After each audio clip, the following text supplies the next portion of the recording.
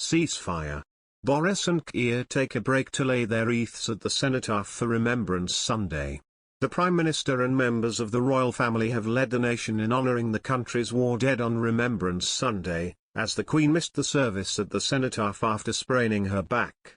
It was due to be the monarch's first public outing after doctors advised her to rest for almost a month following medical checks in hospital. In a statement, Buckingham Palace said, "The Queen, having sprained her back, has decided this morning with great regret that she will not be able to attend today's Remembrance Sunday service at the Cenotaph. Her Majesty is disappointed that she will miss the service." The Prince of Wales and Prime Minister Boris Johnson were among those to lay a wreath at the War Memorial for the National Service of Remembrance, as the country fell silent for 2 minutes at 11 a.m. Mr. Johnson said it was a moment to come together to remember those who sacrificed everything in service of our country. This year's event in Whitehall, central London, had added poignancy as it returned to its full size following the pandemic. Prime Minister Boris Johnson appeared sombre as he laid a wreath at the Cenotaph on Remembrance Sunday. Only the rustling of leaves and the chirping of birds could be heard as thousands of people held the 2-minute silence in honour of all those who have lost their lives in conflict.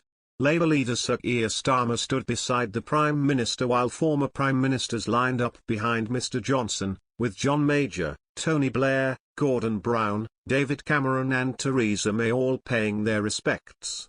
Sky's royal correspondent Rhiannon Mills said there had been a huge amount of anticipation ahead of the Queen's planned appearance at the service. It is understood the monarch's back sprain is unrelated to the recent medical advice for her to rest. Her injury is believed to have happened recently and there were concerns over the impact of a car journey and a period of standing.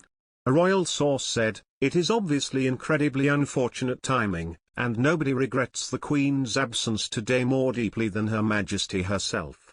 The source added that the Queen is deeply disappointed to miss the engagement which she regards as one of the most significant engagements of the year.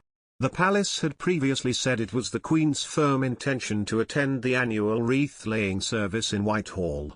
The 95-year-old was due to watch the service from the balcony of the Foreign Office building. Her attendance at the service had been announced on Thursday after she was ordered to rest by royal doctors just over 3 weeks ago.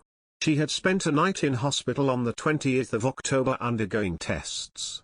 Mills said the Remembrance Sunday service is particularly poignant for the Queen because she is a member of the wartime generation. During the Second World War she saw her father rallying the nation as king, Mills said, adding that the Queen's late husband Prince Philip also served in the Royal Navy during the war.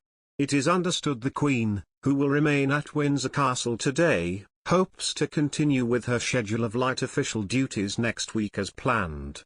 Royal commentator Alistair Bruce said he expected the monarch was immensely aggravated to miss Sunday's service.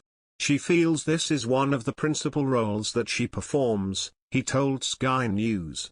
"For the Queen, she will have probably fretted about this, not least last night but certainly I expect this morning. And in making this decision she's probably working with the advice of her doctors. But she will be with the events that take place at the Cenotaph. She will watch it, she will play her part, and she will see her son, her heir apparent, lay down her wreath on behalf of the nation." The Queen has only missed 6 other cenotaph ceremonies during her reign, on 4 occasions when she was on overseas visits to Ghana in 1961, Brazil in 1968, Kenya in 1983 and South Africa in 1999. She was not present during the 1959 and 1963 services as she was pregnant with her 2 youngest children.